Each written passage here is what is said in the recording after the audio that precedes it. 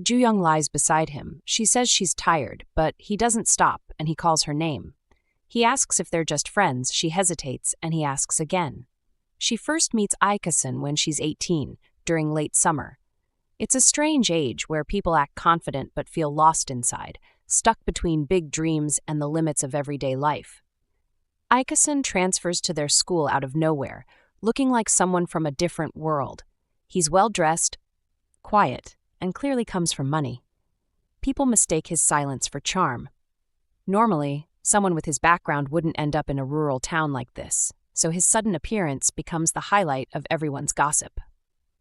Two boys walk across the school grounds. One says Ikseon's father owns the school foundation. The other says his mother is sick. Two girls pass by near the lockers. One says he ran away because he got someone pregnant, a married woman no less, and the other replies that it's because of a fight at his old school.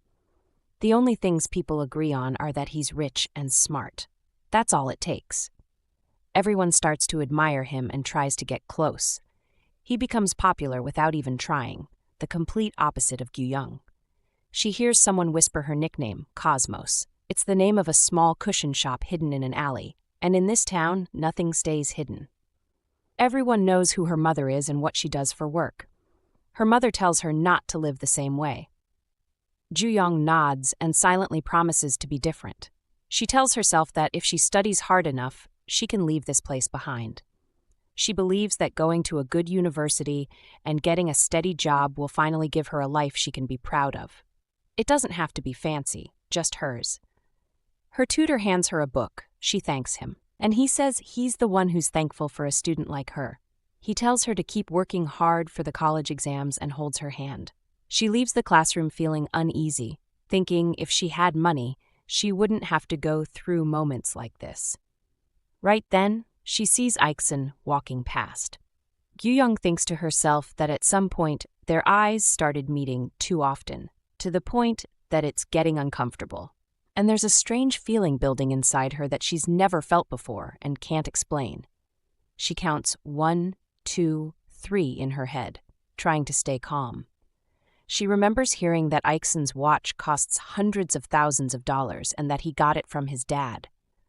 The thought of an 18-year-old wearing something that expensive makes her feel like comparing her life to his would be completely pointless. Just how rich is he, she wonders, and a chill runs through her without warning. She thinks maybe she should go back inside and keep studying until the rain ends. Ikseon walks over and asks if she doesn't have an umbrella. She says no. He offers to walk her home. She's confused and says it's fine, but he still hands her an umbrella. She thanks him and reaches for it, but then he grabs her hand. She tells him to let go. He asks her to wait. She wonders to herself why he's suddenly acting so familiar. He says he only held her hand and questions why she's reacting so strongly. He squeezes her hand gently.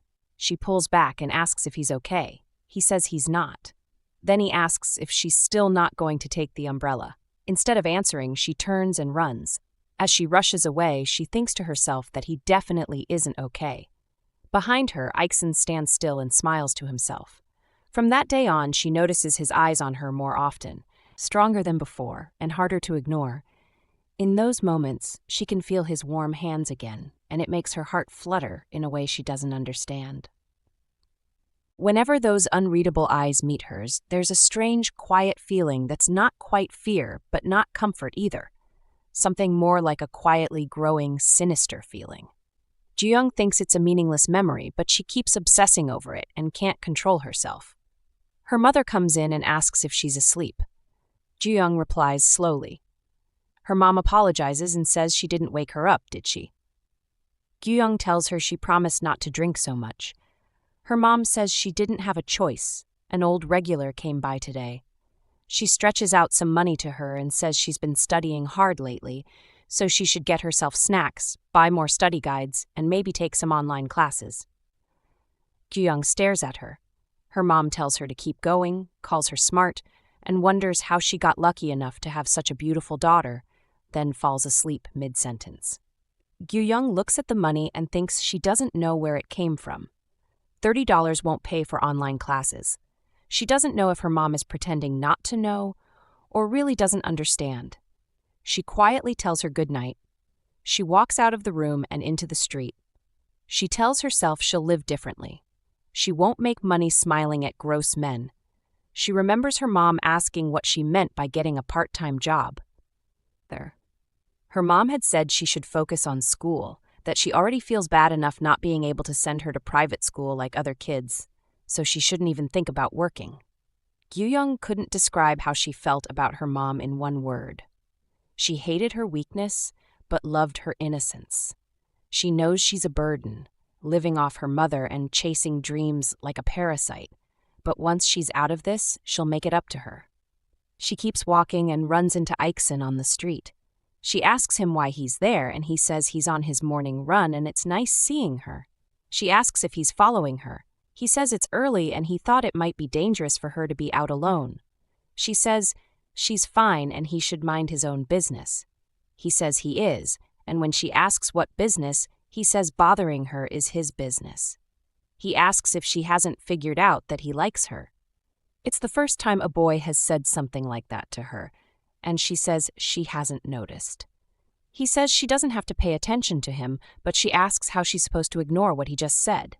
He asks if it's because he grabbed her hand that one time and promises he won't do that today. She thinks he's just teasing her.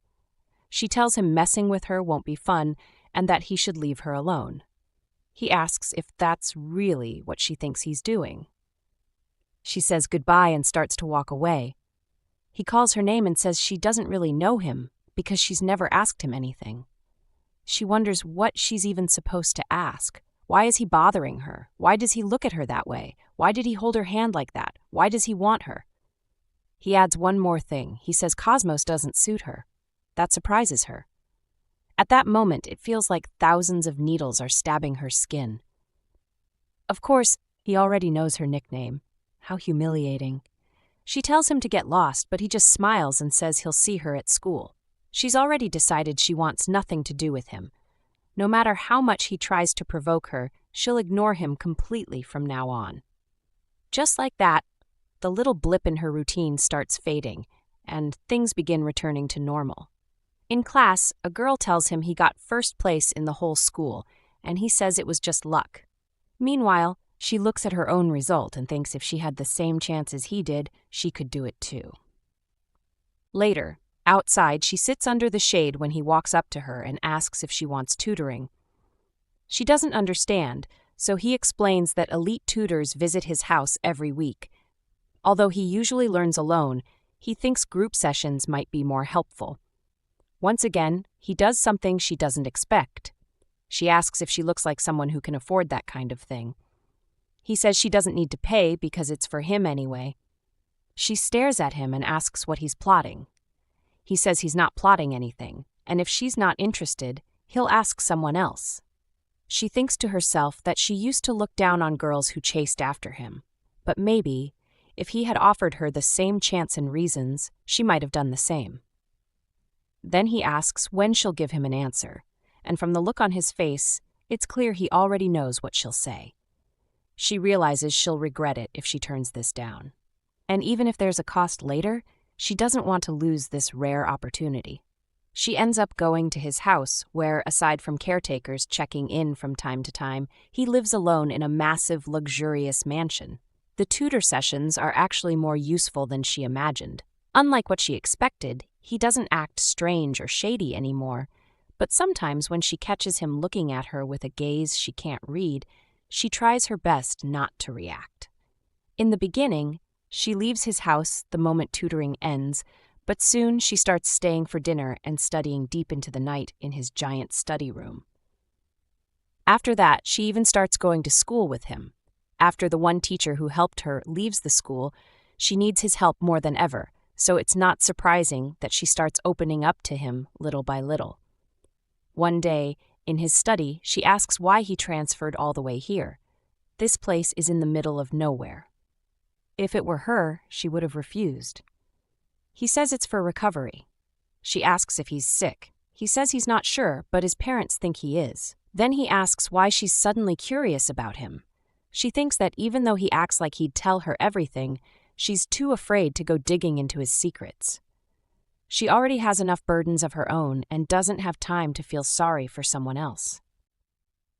Back at school, she's holding her test results, and he congratulates her on getting first place. She has a split-second thought that maybe he let her win on purpose. Then he tells her she's smart and says studying together was a good idea, but her twisted mind makes the compliment feel fake. She tells him he's really proud of himself. She shouldn't have said that, because she should be thanking him. He could have easily gotten offended, but he just says he doesn't care and that nothing will change anyway. His words leave a weird feeling behind. Before she knows it, her once empty life is now filled with him. The more time she spends with him, the more she realizes how lonely she's been all this time. Eventually, they become seniors and end up placed in the same homeroom. At his house, she asks if people like him usually go abroad, and he frowns and asks what she means by people like him. She says kids who are smart, rich, and good at studying. He says he's not planning on it, and she asks why not. He reminds her they promised to go to the same university and asks if she forgot. She stares at him and asks when she ever said that, and if he really thinks she can control something like that. He asks why she can't. She tells him she's planning to attend whichever school offers her the best scholarship, and he should know her situation by now. But just because he knows doesn't mean she likes saying it out loud. Every time these conversations come up, she either changes the subject or stays quiet. Explicity. Gyuyoung is walking along the road and spots a baseball lying on the ground. She bends down to pick it up, and one of the players approaches her. He greets her and thanks her, then asks if it's okay for him to say hi to her from now on. He says he just wants to, and she tells him sure. She doesn't know much about romance, but even she can tell how he feels about her. He heads back to his team, and for a second, Ikseon's face flashes through her mind. But they're just friends. Later, Gyuyoung and Ikseon are in the library. She stands up, and he asks where she's going. She says she wants a drink. He offers to come with her, but she says it's fine and asks if he wants anything. He asks if she's buying for him too, and she says does he want his usual. He says yeah and thanks her. She says it's no big deal. He treats her occasional kindness like it means everything. Even though he's the one always giving her things that can't be bought. She stands in front of the vending machine, and the baseball player shows up again. He says hi and mentions it's pretty late, asking if she's been studying all this time. He adds that it must be exam season. She wonders why he's being so friendly. Then he hands her a can of soda and politely asks her to take it. She doesn't really like sporty drinks, but it's easier to accept than to say no, so she thanks him. He thanks her back, and she asks why he's thanking her. She should be the one doing that. He says it's because she didn't reject his gift. She says she's not a bad person. He asks if she knows his name, and she quietly tries to remember. He tells her not to worry about it, that he'll keep reminding her until she does. She says she'll remember. Then she spots Ikseon watching them through the window. She wonders how long he's been standing there and heads back inside. She tries to hide the can of soda, but Ikseon grabs her wrist. She tells him to let go, and he does. She asks what's wrong with him. He asks if that guy is her type.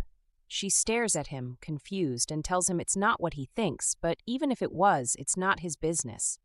She asks herself if that's really what he thinks. He agrees it's none of his business, but then asks why it bothers him so much. She wonders why she even feels guilty. It's not like she was caught doing anything wrong. He calls her name and reminds her she usually ignores guys like that. So why not this time? She asks herself the same thing, but doesn't know the answer. When he presses her, she snaps back that she doesn't owe him anything. They're not even a thing.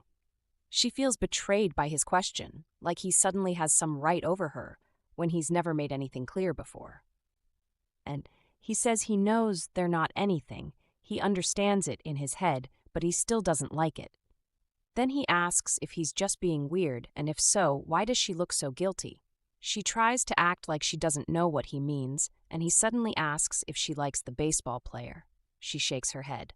That day, they both act like nothing happened. At his house, she's eating snacks while he stares at her. When she asks what's up, he says he's thinking of going back to Seoul. She wonders why he'd bring that up now, then mentions the college entrance exams and asks why he'd suddenly want to move. In her head, she thinks if Ikseon leaves now, all the study plans she had will fall apart. He tells her he doesn't see a reason to stay any longer. She asks if it's because of their fight the other day. He asks why she thinks it isn't, then quickly says he's joking and asks if she's still hung up on that. He suddenly suggests they go together. She looks confused, so he repeats it. She should come with him to Seoul. She doesn't know if he's serious or not. His voice sounds too steady to be joking, but too vague to be a real plan. Maybe the last year meant so much to her that it was holding him back. He says they can transfer to the same school and live nearby.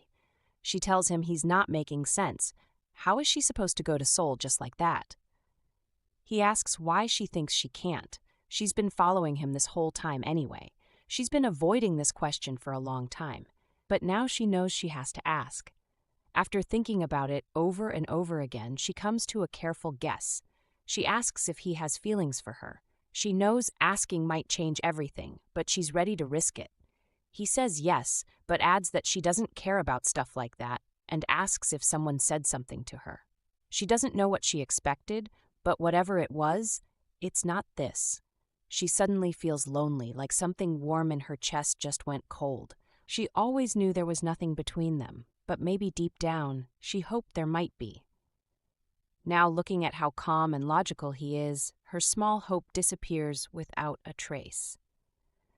She tells him she's not going to Seoul. He asks why, and she says it's because the whole thing is ridiculous. He asks if she'd come with him if he proves it makes sense, then tells her to look at him. He asks if she's just worried she'll be a burden to him. She knows helping her wouldn't be hard for him. That's the problem. Helping her doesn't mean anything to him. She was silly to think his kindness was something more. Without realizing it, something had started to grow in her heart, and now it's beginning to fall apart. After that day, even though Ikseon stops mentioning transferring, the heavy anxiety sticks to Gyuyoung like a shadow, just knowing he's really going to leave. They're walking together when she brings it up, asking if he's still planning to transfer. He tells her it's happening at the end of the semester, in about a month. She feels like he's really leaving just like that, and even if she knows it doesn't make sense to feel betrayed, she can't help it. It's like he pulled her out of the space she was safe in. Then he asks if she's thought about what he said before, about going to Seoul with him, because she should start getting ready too. She tells him he's joking, but he says he's completely serious. She wants to know why he's so sure she'll go when she never even agreed. He says it's because there's no reason for her not to go, and reminds her she's always wanted to get out of this place. He says he's giving her a chance, so what's the problem? She quietly asks herself the same thing, unsure why she's hesitating. She's already gotten used to the way he always treats her kindly without expecting anything. And now she doesn't know if her hesitation is coming from guilt or pride. She asks him what exactly is making her hesitate. He tells her to think about her situation, asks her if she realizes he's the only way for her to make it out. He tells her that using other people's kindness is what she's best at. So why is it suddenly hard to keep doing it? She doesn't respond, just wonders what he means when he says this is her best choice, her only way, an opportunity. With only a few words, he makes her feel like she's being pushed into a corner. He tells her to just say what's holding her back so he can help her, and then asks if it's because of her mom. He keeps talking, but she tells him to stop. He asks what's wrong, but she says it again, more firmly. Then she asks if he really thinks he understands everything. She says this is just the first time he's ever seen someone actually struggling, and he couldn't help trying to fix it. She thanks him for his help and says that now she sees it meant nothing to him, so she'll make sure to repay that nothing properly. She tells him to take care at his new school and not to waste time on people like her. He calls her name, but she runs off. In her room, she tells herself he's probably furious with her. She can't believe she's still worrying about him, about being ignored by him, and even about studying by herself until the entrance exams. She thinks she's pathetic. That evening, her mom comes home and wakes her up. Her mom says she left work early today because she missed her so much. Gyuyoung smells alcohol on her breath. Her mom says she brought her something special from the chef, some pineapple, some oranges. Starts to explain, but Gyuyoung cuts her off. She asks if her mom even realizes she's trying to study for an exam and reminds her that she's asked not to be woken up so many times. She tells her mom she doesn't need leftovers from customers and asks her to stop bringing things home like that. Just let her sleep. Then she remembers Ikseon's question, if her reason for hesitating was her mom. Her mom starts crying, says she's sorry for waking her, she was just trying to do something nice. She says Gyuyoung doesn't have to eat it if she doesn't want to, but she doesn't understand why her daughter is being so cruel to her. She says she's tried so hard to do everything right that she did her best. Gyuyoung apologizes but says her life is too hard to be grateful just because she was born. Gyuyoung thinks to herself that maybe deep down she was hoping for an apology from her mom, maybe for always putting her second, maybe for never asking how she managed everything alone, maybe for never holding her during hard times. Her mom calls her name, but Gyuyoung doesn't respond. She keeps thinking, then suddenly says she's tired of everything and runs out of the house crying. She sits on a staircase outside and cries alone in the cold morning air. After a while, she pulls out her phone and calls Ikseon. He's asleep, but his phone rings and wakes him up. He glances at the screen, confused about who's calling so early, then picks up and is surprised to hear Gyuyoung's voice. She asks if he can come out for a second, and he immediately gets up and rushes over. When he meets her, she apologizes for calling him out so early in the morning. He tells her it's nothing and asks why she's there. She says she's just out. She admits she's surprised he even came. She thought he'd be angry at her and ignore her after everything. He says he's not angry, and even if he was, he couldn't just ignore her. She lowers her head and he asks if she's been crying. She tells him it's nothing serious, just a small fight with her mom. He asks again if she fought with her mom, and she nods but downplays it. She says she came out to cool off but ended up thinking of him, so she called. He pulls her into a hug and says she thought of him. She pushes him lightly and asks what he's doing. He says if she'd been out all night, she should have called him sooner. She says she just realized something. She doesn't think she ever thanked him properly. She admits she never said it, but she's always been thankful. Whether he helped her out of kindness or something else, she's still grateful. He gently says his reasons weren't about sympathy. She nods and says her words might sound harsh, but she truly wanted to say thank you. She apologizes for yesterday, too. She says she got nervous when he talked about transferring. It affected her studies. She admits she was relying on him too much. After their argument, she thought about it more. She says she's thankful that he asked her to go with him, but she doesn't think she can do it. He asks why she came to that decision. She says just like he has no reason to do everything for her, she has no reason to depend on him that much. He reminds her he told her not to feel burdened, but she says that's not it. She wants to try on her own, without relying on anyone, and again thanks him for everything. She gets up to leave, but he asks how blunt he has to be. She looks at him confused. He asks if she really thinks everything will be okay just by getting into a good university. He asks how she plans to afford tuition and living costs with her situation. Does she plan to just go to classes and do nothing else? She gets defensive and asks if he's trying to start another fight. He says he's just pointing out reality and that being this stubborn isn't going to help. He asks why she's being so naive. He says she's making things harder than they need to be. That's when they start arguing again. She doesn't deny that his points have truth in them, but this is still her life, and she needs to make her own choices. No matter what his intentions are, he crossed a line. She tells him he's acting like he knows everything, but this isn't about him. It's her life, not his. He asks if it really has nothing to do with him. She says it doesn't. She asks what he even wants from her. Does he regret helping her? Does he want something in return? She wonders out loud if he wants to be close with her in some other way. As soon as she says it, she thinks to herself that she shouldn't have said that. Ikseon looks at her and asks why she would even think something like that. He wonders if her mom is the one who made her believe things like that. Gyuyoung stares at him, angry and shaking, wondering who he thinks he is to say something like that about her mom, and her hand flies up, ready to slap him. But she stops just before it lands. He looks at her and dares her to go ahead if she really wants to hit him. She holds back tears and tells herself she won't cry, not in front of him, never again. He says he'll ask one last time if she's really not coming with him. She says she'd rather rot where she stands than follow him. Then she turns and runs. Gyuyoung runs all the way back home.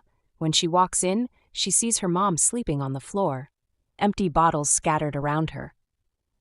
She thinks her mom will wake up with stomach pain after drinking that much. Quietly, she heads into the kitchen and starts making soup. As she stirs, she tells herself her mom is a good person, no matter how harsh she was, and she loves her. She believes her mom will forgive her in the end, so she decides to leave the house. She thinks she'll make up for the hurt she caused her mom by never betraying her again. She feels powerless, but she has no choice except to endure. This will pass. She keeps repeating to herself that she can do it. She can keep going. Then she wonders if everything would have turned out differently if she had woken her mom earlier. Maybe she could have saved her. But while she's at school, she gets a call saying her mom has died. The cause is an overdose of sleeping pills. Gyuyoung rushes to the hospital to see her mom one last time.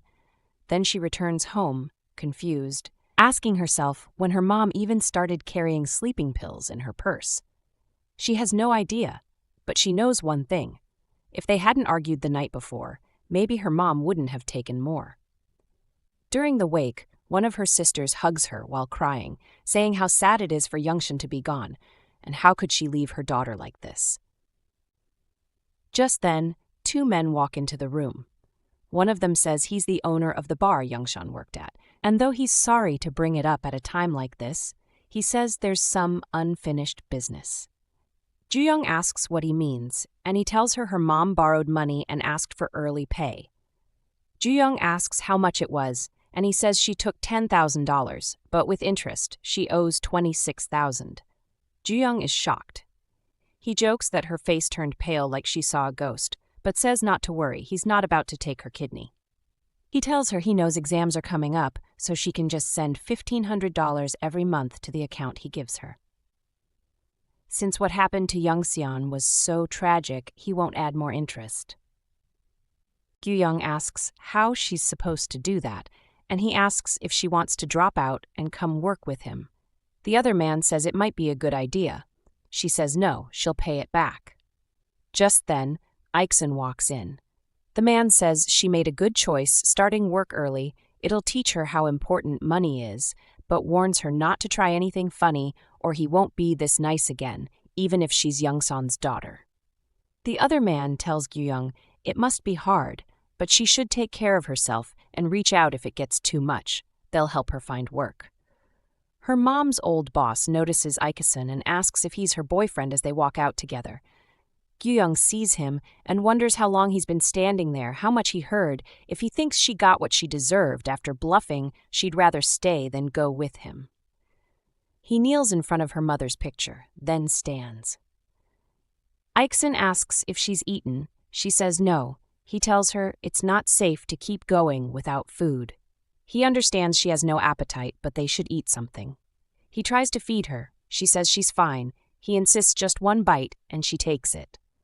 Right after, she runs to the toilet and throws up. He follows and asks if she's okay, apologizes for pushing her to eat. He says he'll take care of things and tells her to sit down, says she'll collapse if she doesn't rest. He knows it's hard, but says she needs to stay strong until the funeral is over. She tells herself he's right. If she collapses now, her mom will be left alone at the very end. He tells her to get some sleep. Hours later, she walks into the kitchen. He asks how she's feeling.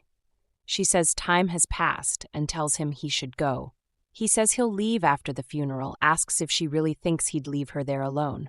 After a while, he says he doesn't think any more guests will come today, so if she wants, she can rest. She says she's fine, she probably got enough rest earlier, and now she thinks it's better to stay with him. He asks what she plans to do next. She says she doesn't know. She hasn't thought about anything, just wants to focus on her mom for now. He says he understands, knows it's hard, and she probably doesn't have the strength to think straight, but reminds her that time is short. He asks if she even has enough money to finish the funeral. She says she doesn't want to think about that right now. He says he doesn't want to pressure her either, but she can't keep avoiding it. Even if it hurts, she has to face it. He asks what those men were talking about earlier. She tells him to stop. He says she's alone now. She has to start making her own decisions. She thinks to herself that it's just her now, only her. She tells him to stop again. She's not alone. Her mom is still right there. Why would he say that? She's not alone.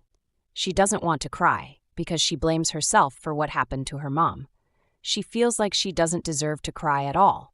But the tears come anyway, and she calls her mom, even though it's too late.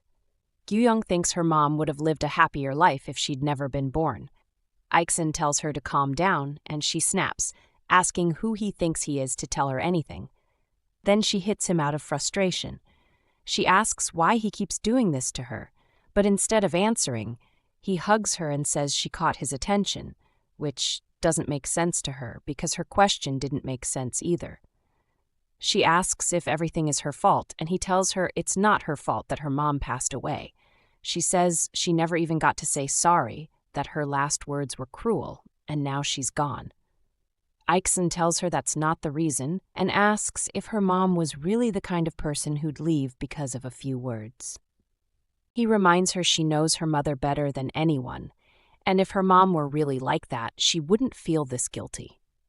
She asks what she's supposed to do now. Maybe she should just disappear too. Ikseon says he knows she'll act like she doesn't want help, but he wants to help her anyway. He tells her it'll be hard alone, and her mom wouldn't want her to live in misery, so she should come with him. She knows he's using her mom to get through to her, and in front of her there are two roads. One road leads to her trying to survive alone until she collapses and falls into something worse, and the other looks like a way out, though it might be dangerous too. She feels like a helpless person who can't stand on her own. She tells him she only has him now and begs him to help her. More than anything, she just wants someone to hold her hand. He smiles and kisses her, but it feels dry and cold, like it means nothing. It's her first kiss, but it doesn't bring any emotion, just a crushing tiredness that feels like it could bury her. That's when she realizes her teenage years, once so emotional and colorful, are slowly ending. Ikseon takes care of her mother's funeral, the debt, and everything for transferring schools. She doesn't understand how someone his age can handle so much, but she also knows that if he hadn't stepped in, she wouldn't have had a chance to even cry. Now she owes him something invisible but heavy. She feels trapped, like she's inherited her mom's entire life, not just her pain. Ikseon says it's time to focus on the future, that they have to show her mom she's living better now. Gyuyoung wonders what her mom would say if she saw her like this. Would she be heartbroken that her daughter ended up in the same sad story? Or would she smile because her daughter found someone rich? Gyuyoung ends up following Ikseon to Seoul, and now they're staying in the same house. A woman greets them and looks at Gyuyoung, guessing right away that she must be the girl Ikseon talked about so much. She says she didn't expect someone so pretty. As soon as Gyuyoung sees her, she understands where Ikseon's confidence comes from. The woman keeps talking, apologizing for what happened to Gyuyoung's parents, saying it must be so hard for her at such a young age. She says she understands the situation, but is still surprised that two teenagers are going to live together. She says there will be a maid to help out, but still, it's a little much. Ikseon tells her they already discussed this and asks her not to make Gyuyoung uncomfortable. His mother says she can't even bring it up. Gyuyoung quickly apologizes, saying she understands what she means. She promises not to give her any reason to worry and just wants to stay with Ikseon until exams are over. Ikseon looks at her and asks if it's only until the exams. His mother tells her not to be so tense and agrees with Ikseon that they should stop this conversation. She says they'll be seeing each other more often now, so there's time to get to know one another, and tells them to enjoy their meal. Ikseon's phone rings. He says it'll only take a moment and leaves the room. His mother turns to Gyuyoung and says she doesn't know how she convinced him, but if she's planning on holding him back, she should stop now. Gyuyoung looks confused and asks what she means. The woman continues, saying it would be embarrassing to say something like this in front of Ikseon, even for her. Gyuyoung thinks that even for her clearly hints at what the woman thinks of her background, and she can sense the real intention behind her words. Gyuyoung explains that she and Ikseon don't have the kind of relationship the woman is thinking of. The woman answers that she doesn't care how her son spends time with her, but hopes Gyuyoung behaves properly and avoids causing any problems. She says Gyuyoung should try to follow Ikseon's wishes and make sure no one has a reason to worry, so that their support doesn't feel wasted. Gyuyoung says she understands. The woman smiles and says she's heard she's a smart girl. Gyuyoung thinks to herself that despite the concerns, her life with Ikseon is quiet and peaceful. She never causes problems and treats Ikseon with kindness. Ikseon comes back and says the food looks good, they should all eat. He asks her to wait in the kitchen while he gets changed, and she agrees. She thinks that conflict only happens when two people stand on equal ground. Ikseon seems satisfied with how things are. They continue having dinner with his family once a month. His father is the head of a famous company, and his name alone is enough for people to recognize. At least he seems to have a more favorable view of her, maybe because he loves his son so much that he doesn't care much about who she is. One morning during breakfast, Ikseon tells her there's a rumor going around school that they're engaged. She's surprised and asks what he means. He asks what she thinks about that. She says it's interesting. He smiles and says that's all she has to say. He hoped for a more fun reaction, then tells her they should go to school. Gyuyoung thinks being engaged is a bit extreme, but she's not surprised.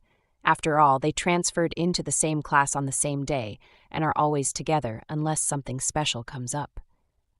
One night while she's asleep, she dreams of her mother.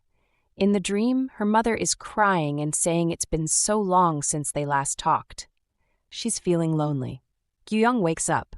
Whenever she opens her eyes, her mom's voice echoes in her head. If she lets her mind wander even a little, a storm of thoughts and emotions begins to build. Each time that happens, she throws herself into studying to escape. She's scared that if she stops, her whole existence will lose its meaning. She prays for a chance to become a better person than she is now. Because of that desperation, she earns the highest scores of her life on the CSAT. Even though Ikseon scores extremely high too, he applies to a lower-ranking university just to attend the same one as her. She thinks he's lost it, but either way, they both become college students. Ikseon's parents give her a luxury bag as a gift for entering college, but the real surprise comes from his mom, who hands her birth control pills and says that a woman must take care of her own body. In the car, Gyuyoung tells Ikseon that she's thinking about getting a part-time job. He asks what kind, and she says she wants to help with living expenses. He says he's never made her worry about money. She agrees, but explains that now she's graduated and she's an adult. He asks if someone said something to her. She says she can't live off him forever and needs to start paying him back each month. He asks why she's talking like that. Is she planning to run away after she finishes paying? He says he doesn't want to see her get pushed around by awful people just to earn a few coins. He doesn't want her to be in that kind of situation. She asks if she's just supposed to keep relying on him. If she keeps living like this, how and when is she ever supposed to repay him? He says it hurts when she talks like that. He never planned on getting it back. He told her from the beginning that he just wanted to help. When they get home, he says now that they're college students, they're going to need more money, and he should have thought of that earlier. He hands her a credit card. She asks how she could accept something like this. He says everything is hard in the beginning, but she'll get used to it. She thinks to herself that when this relationship ends, what proof will she have left to repay? At the library, Ikseon sees her working on an assignment and asks what she's doing. Two girls nearby glance at them and watch Ikseon. It doesn't surprise her. After he enrolled, he quickly became the center of attention in the business department. With his good looks and obvious wealth, He draws people in. At first, some misunderstood their relationship and asked if they were dating. She says they're just friends, but people don't believe her. Still, over time, as the second semester begins, most people accept it. A relationship without tension eventually speaks for itself. Later that day, Gyuyoung gets a text asking if she's on campus and wants to get lunch. The message says they should eat something better than the cafeteria food. Ikseon grabs her phone and asks who sent it. She tells him to give it back. He reads the name Youngjun Han and asks again who that is. She says it's just someone from class and tells him to let go of her and return the phone. He asks if she's close with him. She says it's not like that. Ikseon says the guy seems really interested. She replies that he acts like that with everyone. He says people like that are exhausting. She silently admits to herself that she kind of likes the attention sometimes because the quiet world she lives in feels suffocating. Still, she gives him the answer he wants and agrees with him. He gives her the phone. On the walk home, Ikseon mentions that people from their class are going out for drinks and suggests they join. She says she just wants to go home. He asks if she wants him to go alone. She says yes, he should go enjoy himself. He says she shouldn't act like that and they should go together. She reminds him that he usually doesn't even like when she makes eye contact with other people. He asks if she knew that and says he's touched that she's been careful all this time. She wonders how he could see it that way. He says that sometimes hanging out with others can be fun, and since he's going with her, there's nothing to worry about. She thinks to herself that going with him is exactly why she's worried. She doesn't want to go, but she knows she won't win against his stubbornness. She says okay. Gyuyoung and Ikseon arrive at the bar, and one of his friends immediately calls him over. Just then, a woman approaches Gyuyoung and says it's their first time meeting. She points to a spot and says Gyuyoung should sit there. The woman says they're in the same class, but Gyuyoung probably didn't know, right? Gyuyoung looks surprised and says, really? The woman says she's wanted to talk to her for a while but never had the chance. She adds they should get to know each other better from now on. Even though Gyuyoung had been nervous about coming, the atmosphere isn't as bad as she thought. Everyone's ordering drinks, chatting, and having fun. A guy walks in and greets Gyuyoung with a smile. It's Youngjun. He says he didn't expect to see her there and calls it a coincidence. She returns the greeting politely. He asks if she minds him sitting next to her, and she says she doesn't. Ikseon comes over and comments that he's assuming she and Youngjun are close. The woman beside Gyuyoung asks why Ikseon is late. He explains there was a bet on their basketball game, but he should have come earlier.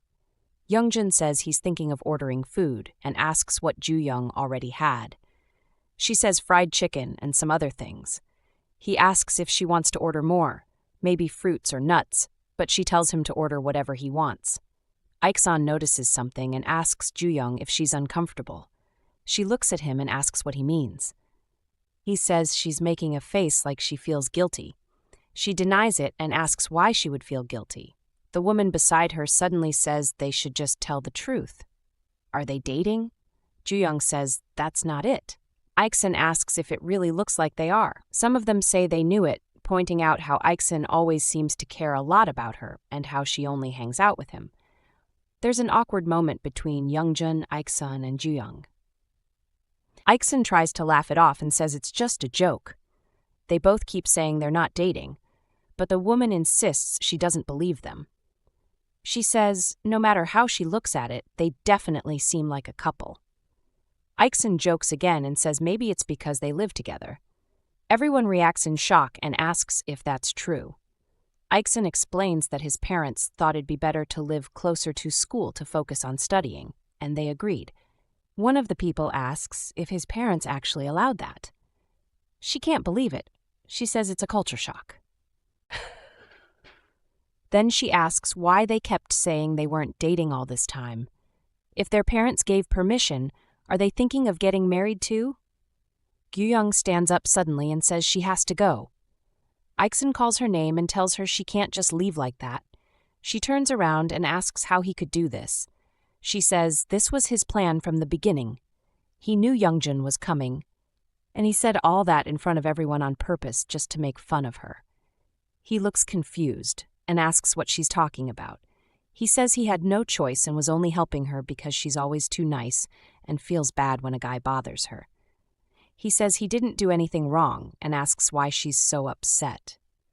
She turns away again and he asks where she's going. She says where else? She's going home, so he should let her go.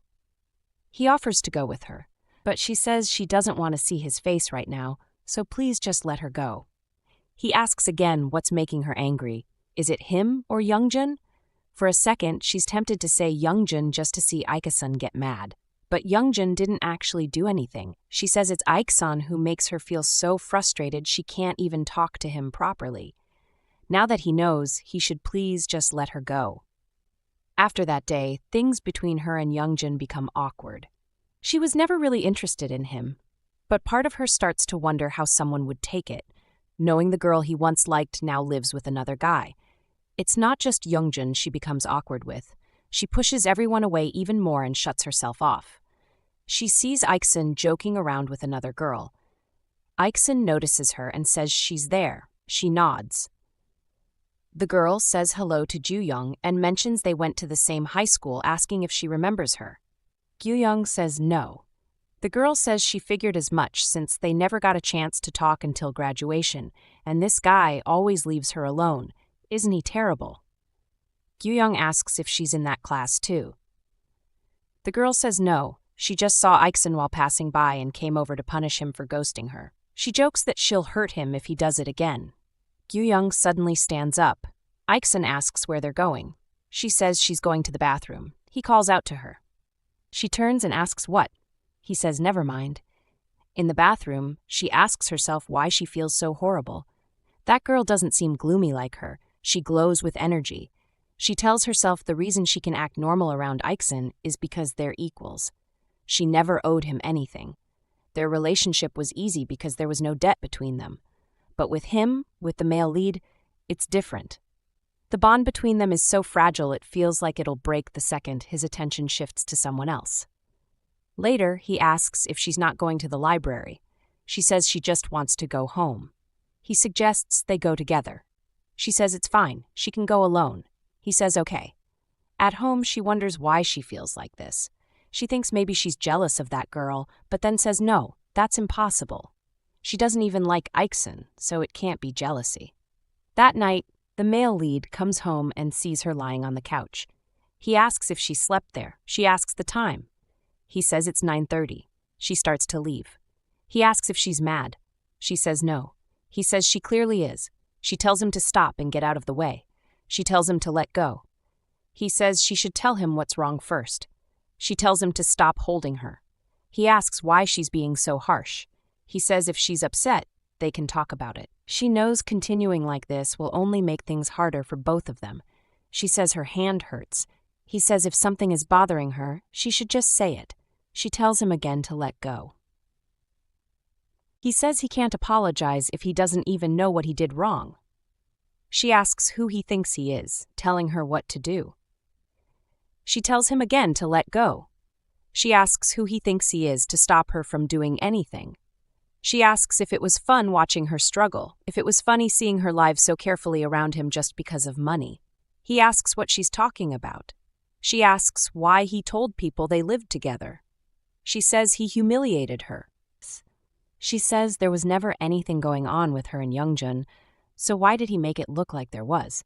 He made her look pathetic, like she's worthless. She thinks she's going to regret saying this, but then she asks why he doesn't leave her alone now.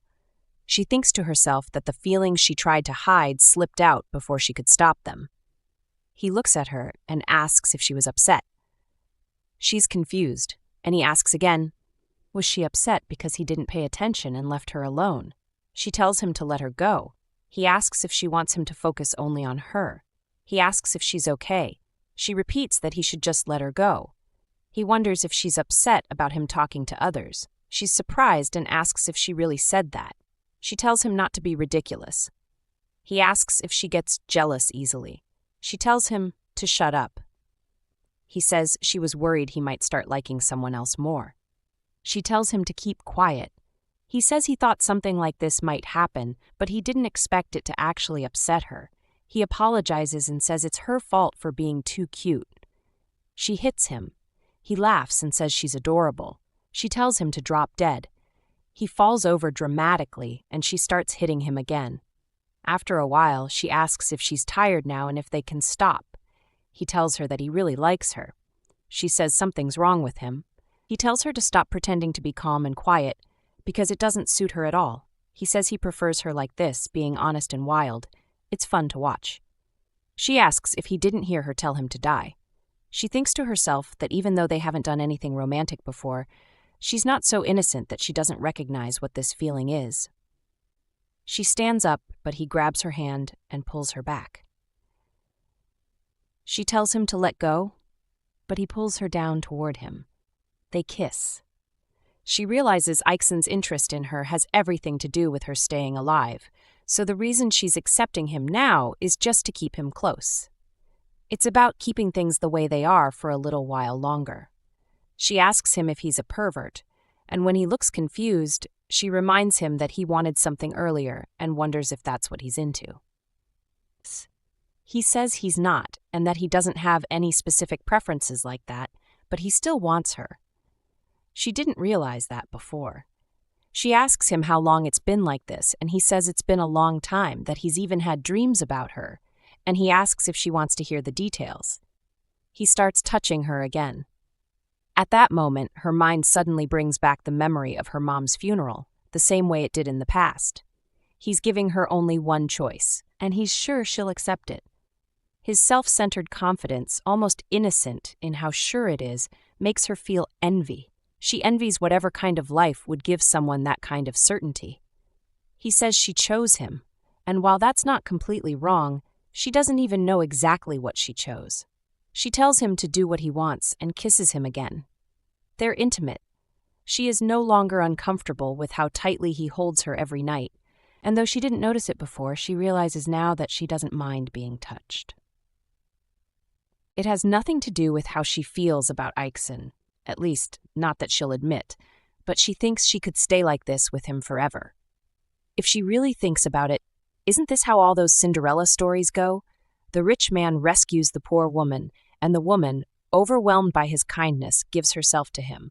They end up in some quiet, private agreement that lasts a lifetime. Most stories stop at the happiest part, because behind the scenes, what's left for the woman is just a feeling that slowly fades away. She knows that one day he might get tired of her, because all things end eventually, even things that feel permanent now. A part of her even wonders if it would be easier if Ikseon just broke her completely. Then maybe she'd have no choice but to accept this life as her only option. They're intimate. Ikseon always uses protection, but that doesn't stop her from worrying as he begins taking birth control pills every day.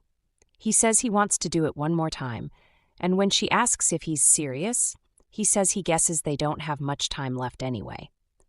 She says she didn't want to go, and he asks if he should cancel. She says no, it's fine. They plan to meet Ikseon's parents today, and if they cancel, they'll just blame her anyway. His mom asks how he's been, and Ikseon says everything's been good. The reason for today's meeting is to celebrate the return of Ikseon's father from an overseas business trip. His dad asks if there was any traffic on the way, and Ikseon says it was fine, then asks if they've been waiting long. His dad says they just got there. His mom says he looks like he lost weight and asks if he's eating well. Ikseon says he didn't notice. He looks at her and asks if the food is that good. She has something on her cheek, and he cleans it off and licks it. Gyuyoung wonders if she should call it women's intuition because she just knows. She can see that Ikseon's mom notices a change, something different in the atmosphere between them. His mom brings up someone named Jaehwai, says she's back in Korea, and asks if Ikseon has met her yet. He asks what she's doing in Korea, says isn't it time for her to come back? His mom reminds him they heard about it together, that Jaehwai's on academic leave because of her grandparents' health. He asks if that's true. His dad asks if he's close to Jaehwai, and Ikseon says she messaged him first last week. His mom asks when he's planning to meet her. He says they didn't talk about that, and it's not like they have anything to do, even if they hang out. His mom says he's too unapproachable, just like his father, and tells him to at least have dinner with Jaehui. Boing.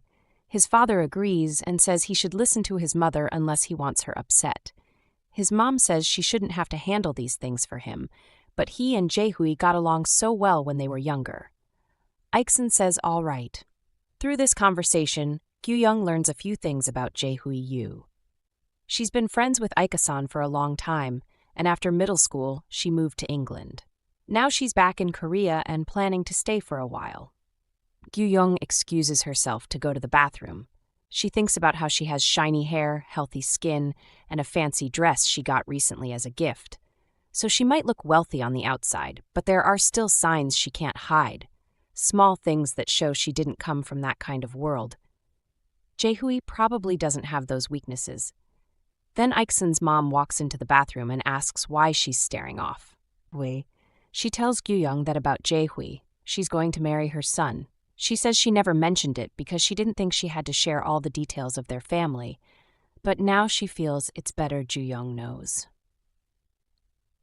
She says she's starting to get curious too. She tells Gyuyoung she's an adult now, so how long does she plan on living off Ikseon? If you're eager for the next chapter, drop a comment expressing your interest in a part 2. Don't forget to subscribe and ensure to hit the notification bell to stay updated. Until next time.